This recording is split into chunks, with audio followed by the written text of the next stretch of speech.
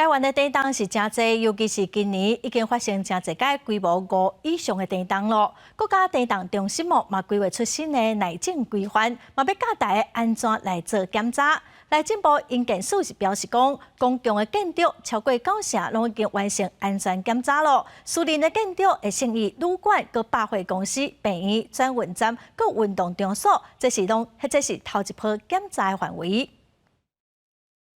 2016年台南维权大楼，2018年花莲统水饭店，拢是因为地动放弃，互人看到俗称软脚下的建筑物，就是因为顶仔卡改建，将壁面降掉，影响厝体的安全。内政部营建署甲国家实验研究院针对私人但是开放公众使用的建筑物，要求优先进入第一波检查。是属于私有，但是属于是公众使用的，像旅馆、百货、医院，或者是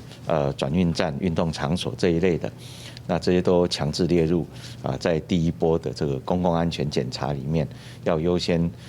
确认它的一个公安的状况，包含了结构的部分。国研院表示，新版的建筑物内建设计规范，除了针对软脚下厝体瓦镜短暂的建筑物，防震零件以外，土卡液化的风险，嘛是起厝的时阵要特别注意的。英国的资讯较无遐有路，经过10多冬的研究，即马已经建立完整的系统。在内政部营建署还有经济部的这个资助之下，很多地区的土壤液化的那个资讯就变得更充足了。每一个建案在新建的时候都要做地质的钻探，那这些资讯都能够呈现在国家的这个网站上面，让未来的新的建案或者是做补强的时候，都能够考虑这些效应进去。国家建筑资讯会当提供大家检验厝体的危机。营建署提醒，民众平常时伫厝嘛爱观察，若发现顶仔卡的条仔起，也是壁面必须甲看到内底的结构，都爱赶紧找人处理。记者麦尚英曾派文台北报道。